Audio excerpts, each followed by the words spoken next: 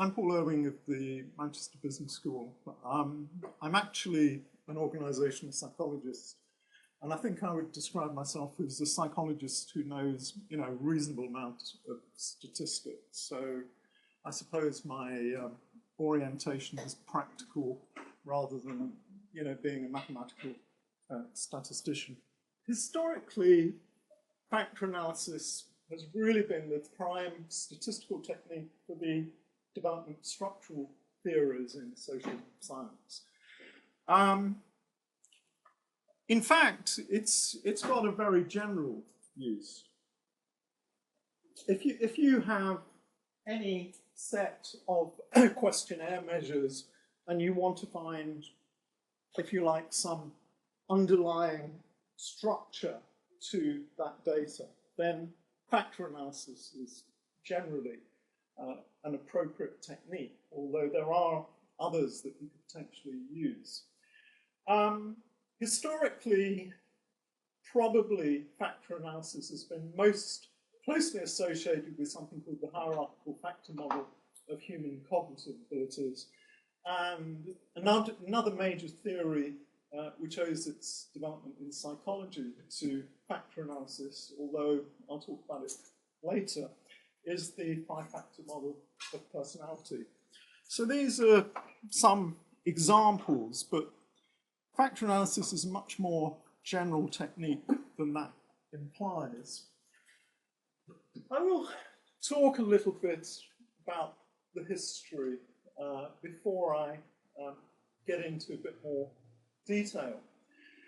This is the hierarchical factor model of human cognitive abilities in the manifestation due to Carroll, which is a sort of fairly widely accepted version, although there are some more recent models which some people prefer. This is only part of the model.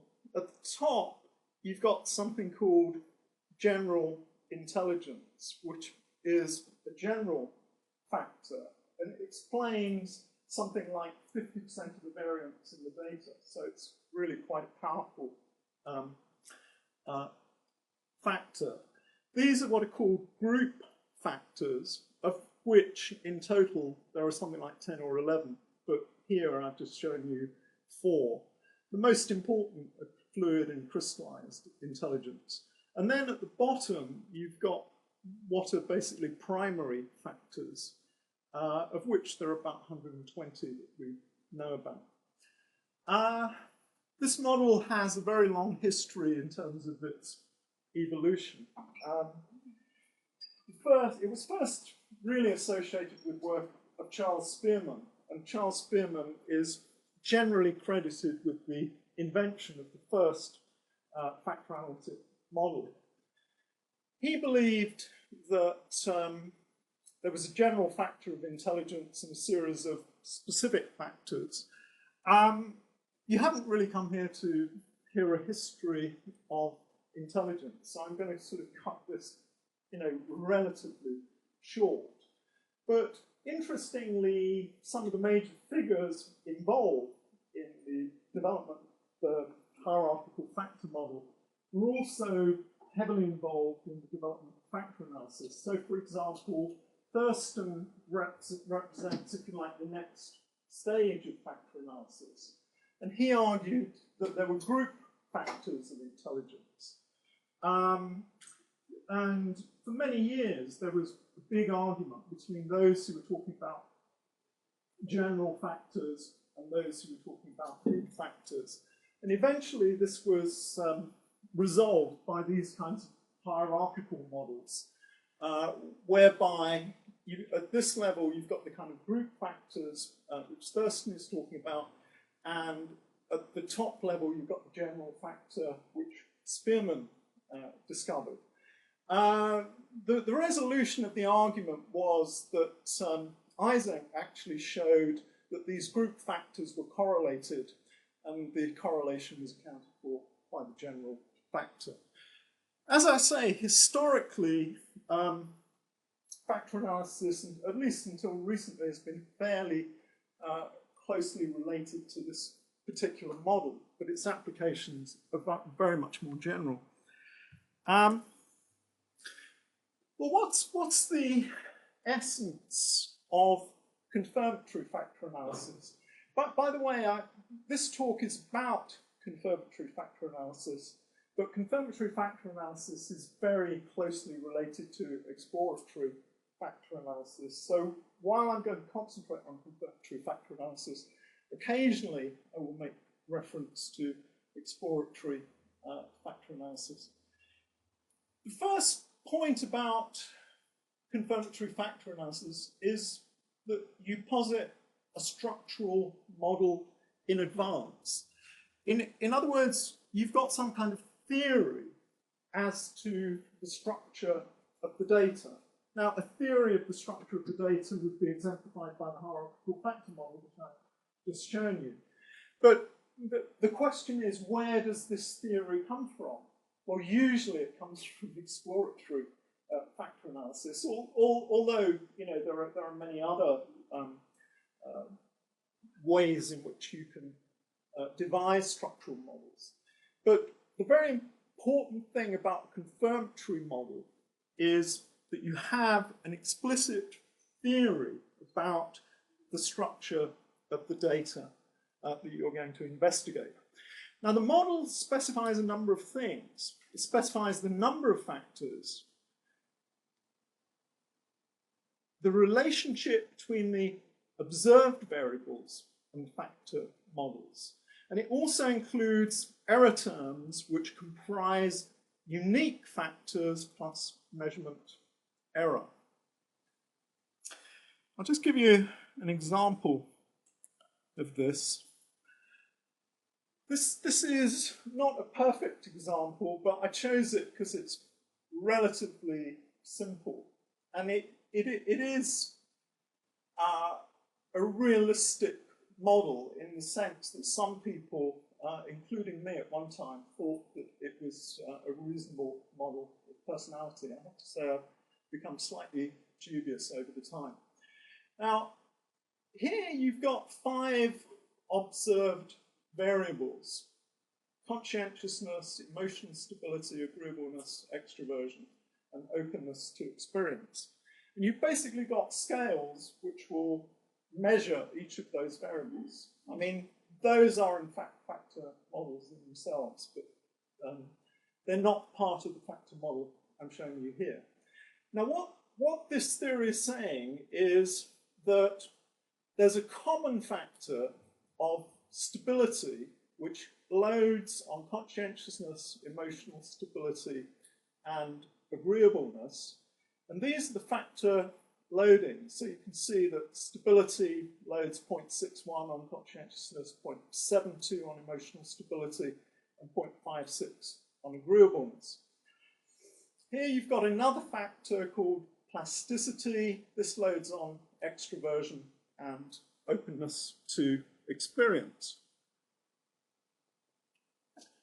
This, if you like, 2-factor model of personality is associated with the work of Digman and has more recently been espoused by Colin DeYoung. Some people, including myself, have suggested that there's a further layer in the hierarchy, which is a general factor of personality, and you can see that this loads about 0.63 on stability and 0.63 on plasticity. They're probably not really equal. We had to make some sort of fairly arbitrary assumptions in order to estimate that model. Okay, so that's a very simple factor model, or a relatively simple factor model. Now, how does one estimate this model? Well, what you start off with is a sample correlation matrix. Now, I say correlation matrix. Actually, strictly, it ought to be a variance-covariance matrix, but I think correlation matrices are somewhat simpler. And in fact, under most circumstances, you get exactly the same estimates from a correlation matrix as you would from a variance-covariance matrix. There are some circumstances in which that's not the case, but they're pretty unusual.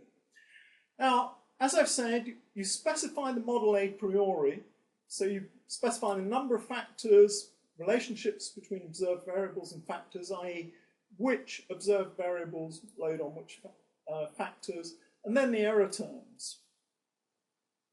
Now,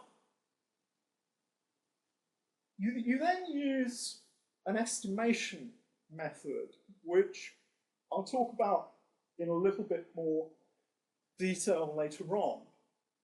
But what it does, it estimates the model parameters so that the factor model generates a correlation matrix which is as close an approximation to the sample correlation matrix as possible. And this is called the model implied correlation matrix. And I'll show you, as this is all a bit abstract, I'll show you some concrete examples. This is real data. It's taken from effectively a meta-analysis of 14 different studies. And this is the correlation matrix, or the sample correlation matrix, of the correlations between openness, conscientiousness, extroversion, agreeableness, and emotional stability.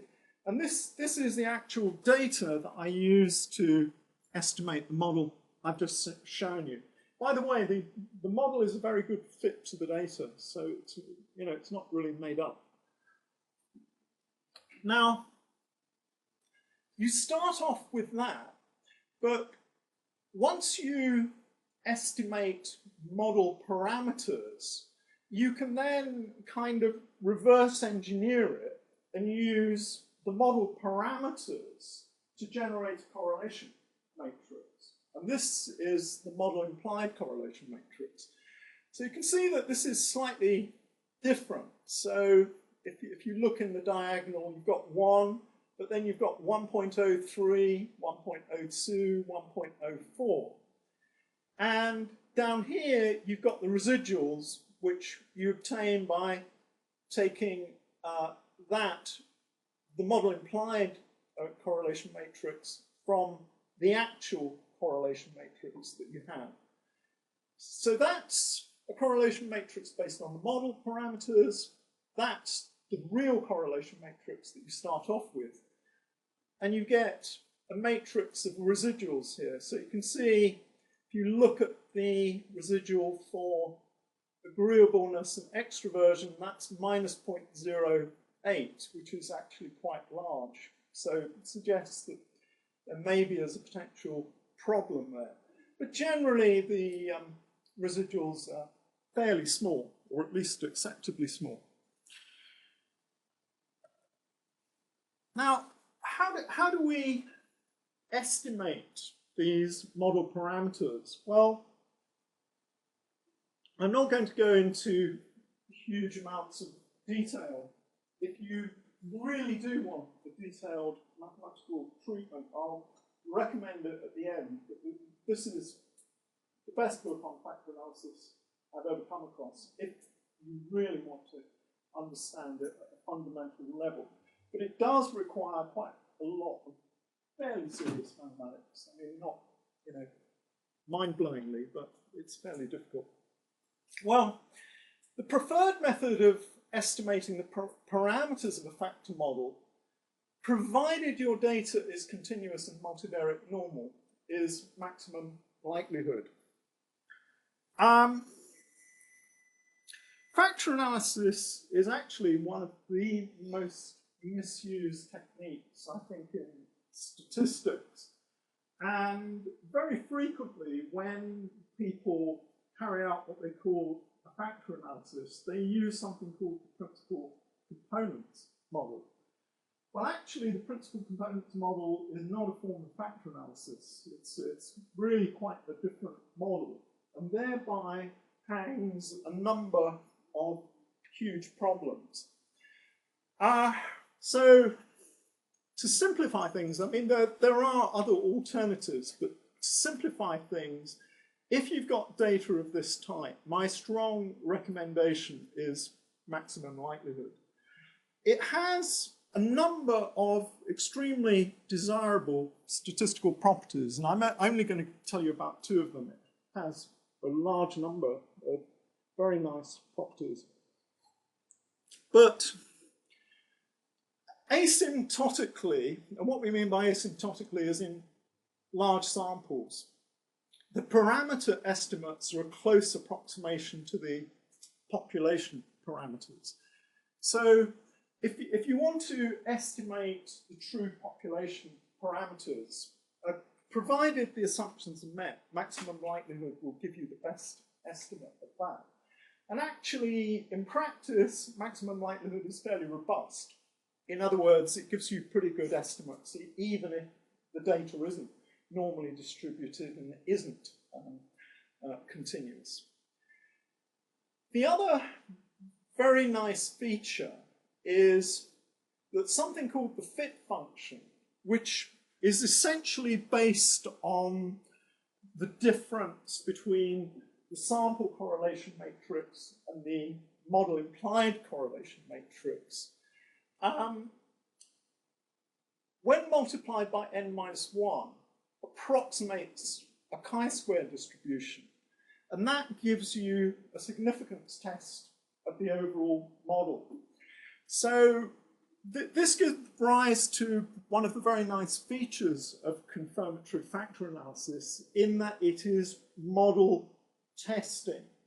And that makes it superior really to any form of exploratory factor analysis. Although recent evolutions of exploratory factor analysis have gone some way towards providing some kind of model testing. I did say I wasn't going to do any mathematics, and I'm not really, but this is the basic model equation for what are called common factor models. The common factor model is the kind of example that I showed you earlier of the GFP fitted to the 5-factor model. Perhaps I should mention that the common factor model makes a number of additional assumptions. It assumes that the error terms are uncorrelated, and it also assumes that the error terms are uncorrelated with the factors. But if you put that together, I haven't, sort of stated it formally, but if you put that with what I've said earlier, those are the prime assumptions of the common factor model. Now, this is the fundamental equation of factor analysis. This is a vector of observed variables. So in the example I gave, it would be the values for conscientiousness, agreeableness, etc. So it would be a column vector with 5 rows in the particular example. This is the factor loading matrix, which in the example I gave would be a 2×5 matrix because there are 2 factors and 5 observed variables. This is the factor covariance. Oh, wait a minute. No, it isn't in this particular thing. It's the vector of factor variables, which means that it's a 2×1 vector. That's the loading matrix, which is an n×n diagonal matrix. So it's a 5×5 square matrix in this particular example. And that is another vector containing the unique or error terms. Okay? Now, if you do matrix algebra, you can show that you can derive from this equation this one here. Now, this is called the fundamental theorem of factor analysis. And what you have here is the model implied variance covariance matrix, or correlation matrix as it usually is. This is the factor pattern matrix, which, if I just go back just so that you can visualize it, the factor pattern matrix actually contains these loadings here. So you'd have one row, one column with that loading, that loading, that loading, and then a series of zero loadings. And then you'd have a second column with zero loading, zero loading, zero loading, and then those two loadings there. Okay? It might be better if I'd actually drawn these things up. Okay, so that's the factor loading matrix. That's the factor covariance matrix. That's the transpose of the factor loading matrix, and this contains the error terms, which is usually a diagonal matrix. Now, okay, so this is the model implied correlation matrix, and these are the parameters of the model that you're going to estimate. Now, what maximum likelihood does, I'm not going to go through this in any detail, but what it does, it begins with an approximate solution, which is usually based on some kind of least squares algorithm. And then it goes through a series of minimizations. And it minimizes this fit function. Now, I'm not going to go through the mathematics of that fit function, but basically, it's an expression of the difference between the model implied correlation matrix, or strictly variance covariance matrix, and the sample variance covariance matrix. And it basically goes through a series of iterations to minimize that discrepancy. Now, if you want proof of the mathematics that this is the correct fit function and so on, then, you know, Mulek is your book.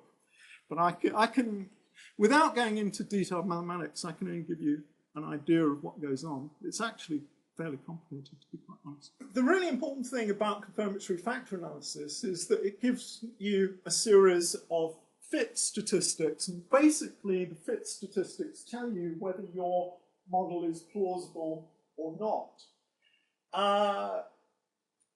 We talk about close-fitting models and models which don't fit. Close-fitting models we would tend to accept. Poor-fitting models we would reject. Now, because we accept a model doesn't necessarily mean that it's correct, because what you need to realize is that there are many equivalent models which may fit any set of data. So basically, if a model fits, it tells you it's plausible. It doesn't necessarily tell you that it's the correct model. But there is a fundamental problem with what's called the likelihood ratio test. And that is that it's dependent upon n. And therefore, in large samples, it's almost invariably significant. There's perhaps a slight sophistication I should explain here. In most statistics, what you're looking for is a significant effect. When you're looking at fit functions, what you're looking for is a non-significant effect. In other words, you want to be able to show that the differences between the sample correlation matrix and the model implied correlation matrix are simply due to chance. So you're actually looking for a non-significant chi-square test. Well, because in large samples the chi-square test is virtually always significant, people have evolved a very large number of approximate fit statistics. And in practice, I think mostly these are the kind of fit statistics that you would use. I'm not going to go into the mathematics of them, but there are, I don't know, 30 or 40 of these which have been invented.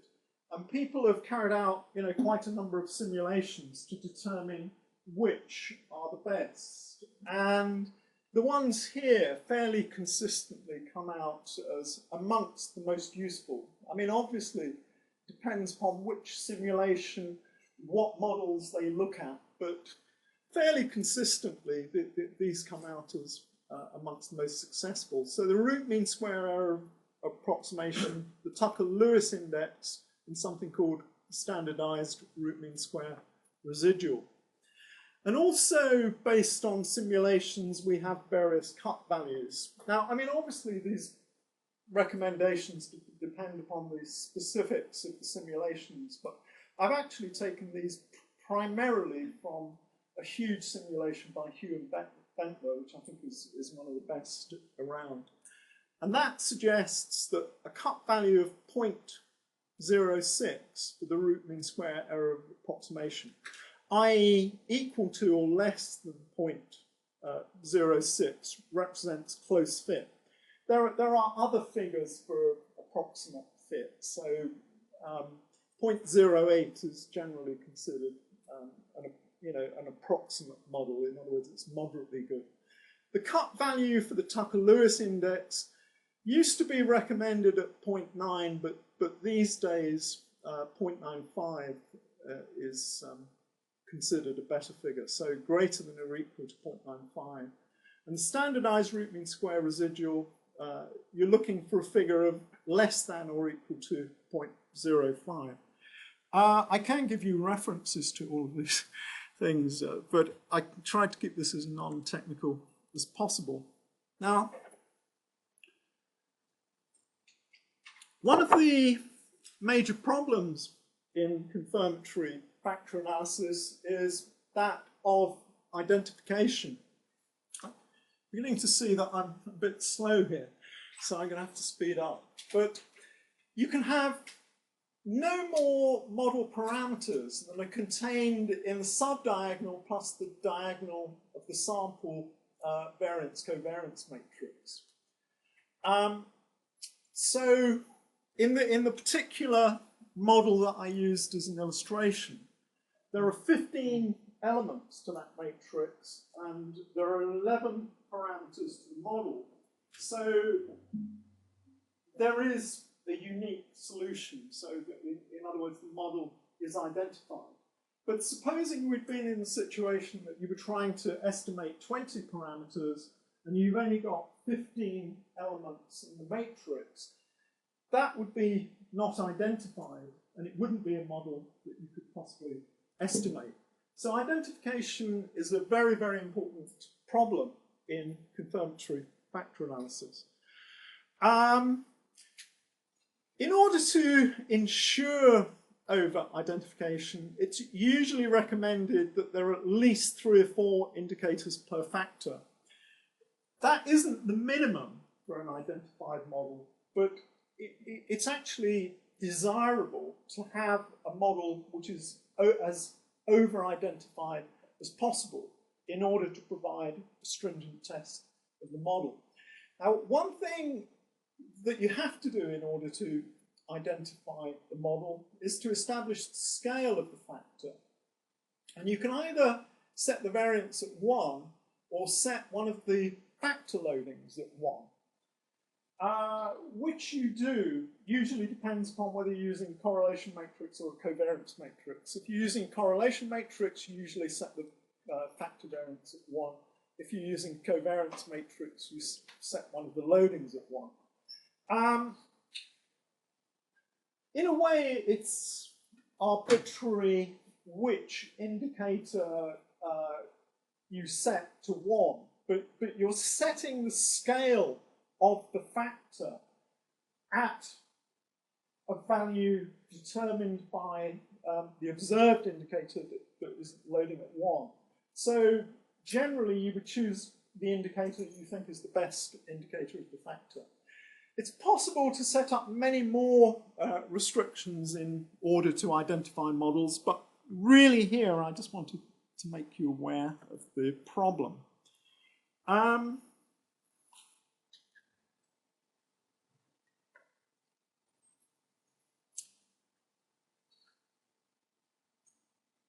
One of the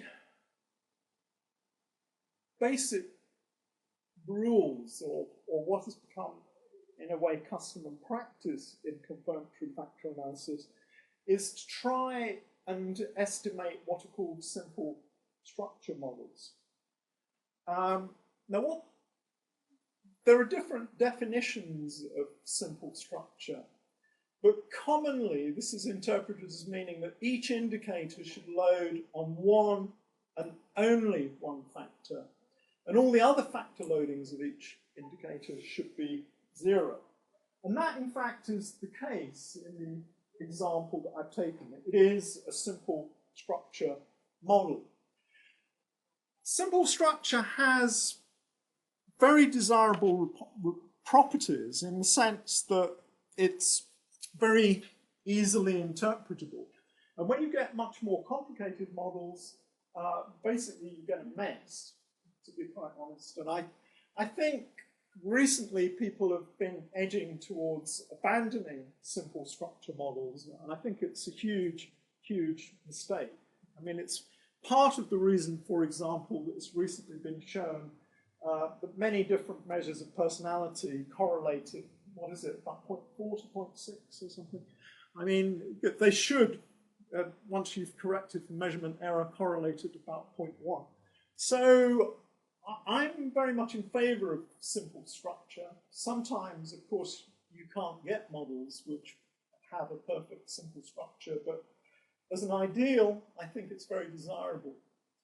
It's very closely related to the idea of unidimensionality. Unidimensionality specifies that each factor measures one thing, and just one thing. And effectively, if you have unidimensional scales, you should also have simple structure. A necessary condition, but not sufficient for simple structure and unidimensionality, is that the model contains the correct number of factors. That's a necessary condition. It's not necessarily a sufficient condition.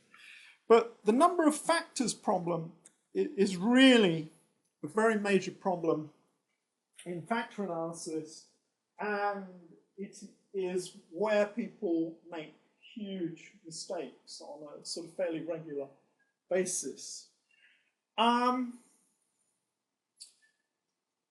In order to explain this, I need to explain something called the eigenvalue. The amount of variance explained by a factor is related to something called the eigenvalue, and the eigenvalue is the sum of the squares of the factor loadings. So in my particular example, if you took the 3 factor loadings on stability, squared them, and then added them up, that would give you the eigenvalue for stability. Now, the total eigenvalue of all of the factors is equal to the sum of the number of items. So, in my particular example, the sum of the eigenvalues is equal to 5 because I've got 5 indicators. Now, in exploratory factor analysis, and that's usually where we begin to estimate the number of factors, the eigenvalue forms the basis of a number of heuristics in order to determine the number of factors. Now, the 2 commonest rules are the scree test, which is based on a plot of the eigenvalues against the factor number. And I've got an example of the scree plot here. This is from the WACE 3, the US standardization sample. This is some of the best data that you will ever get your hands on. tell me that the basic idea of the scree plot is that you'll be able to see a discontinuity, and everything below the discontinuity is not a factor, and everything above the discontinuity is a factor. So would anybody like to tell me how many factors there are in this data? 2? 4? Okay. But it's really guessing, isn't it? Actually, the accepted number of factors is 4, so it's, you know, this discontinuity here that's important, and all of the rest of this is just regarded as rubbish. But you can see that it's not a very exact technique. It also has some other problems, which I'll talk about in a second. The second commonest rule is called the Kaiser or Eigenvalue criterion. And the rationale here is that since each indicator has an average eigenvalue of 1, a factor of an eigenvalue less than 1 would explain less variance than an individual indicator.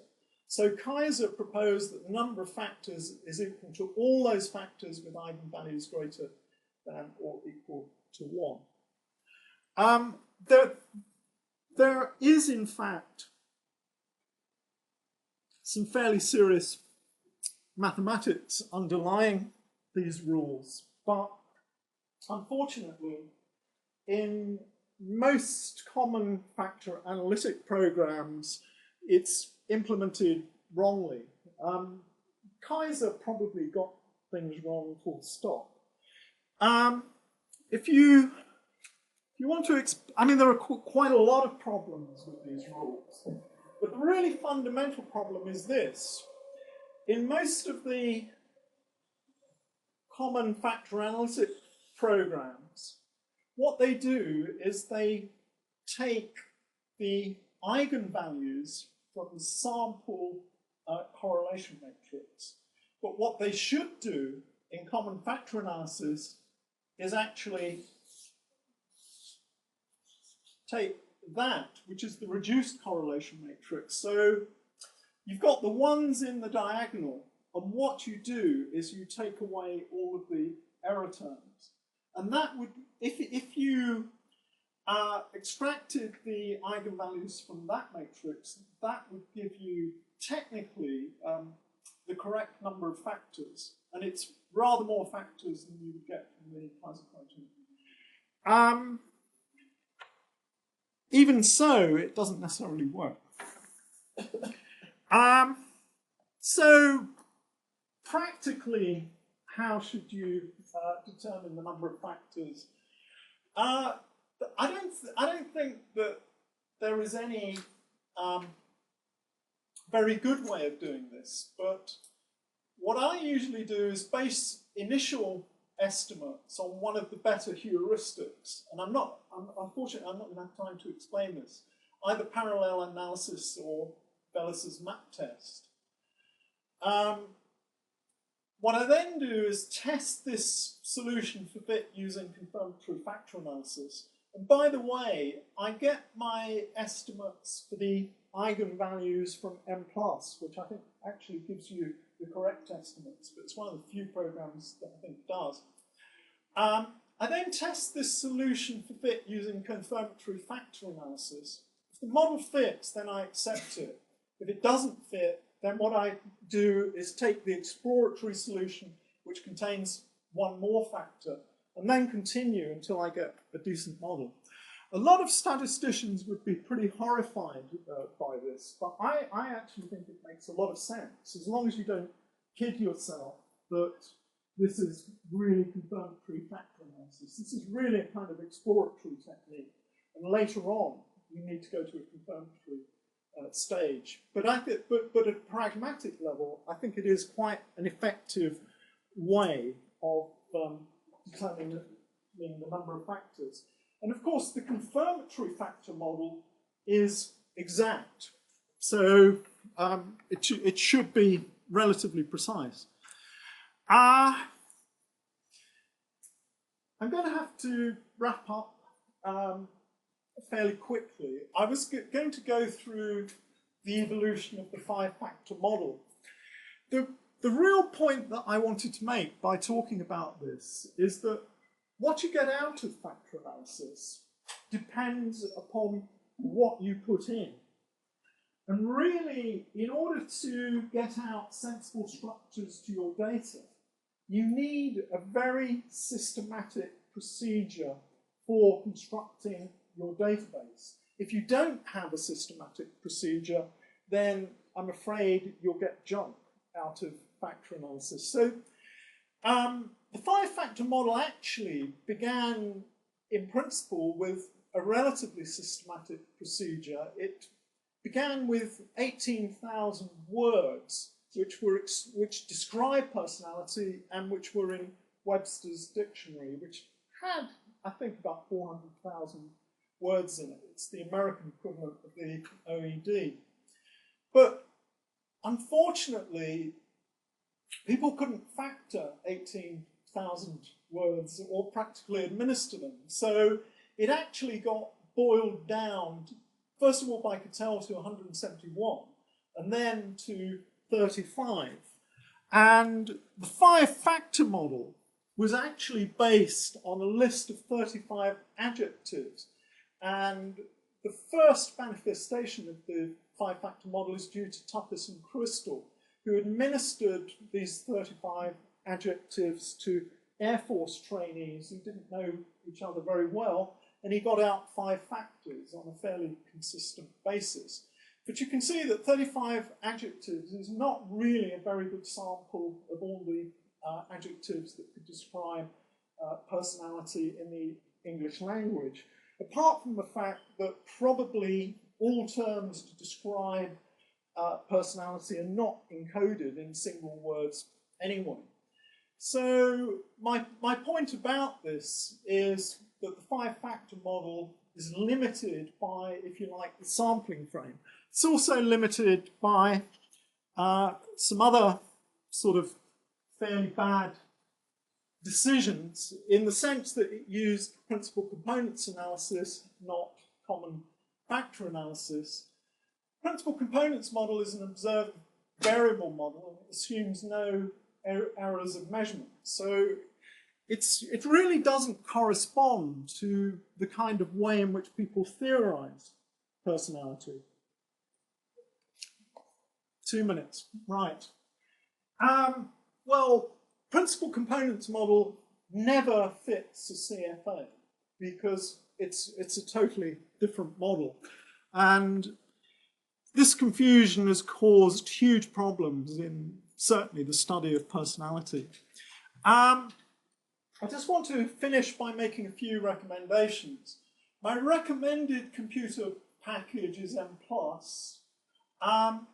It's harder to use than Amos. I mean, if you're really computer phobic, then I guess use Amos.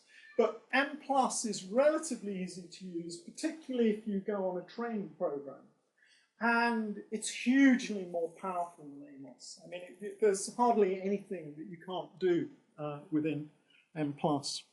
It does have some negatives, but then so does everything. In terms of websites, I think the M+ website is very useful. As an introduction to confirmatory factor analysis, which is non-technical, there's a chapter in Klein, Principles and Practice of Structural Equation Modeling. Maybe an even better introduction, although I think it's about 400 pages, is Brown, Confirmatory Factor Analysis for Applied Research. But it's a non-technical treatment. It's generally correct, and it covers most of the issues, I think, that you would really want. If you want to understand confirmatory factor analysis at a deeper level, then I think Bollen is really the classic book on the topic. I have to say that confirmatory factor analysis per se is only one chapter in this book, but all of it really is relevant. And if you really want to properly understand the mathematics underlying factor analysis, then Mulake is my big recommendation. But I think you really need to be a mathematical statistician to get hold of that.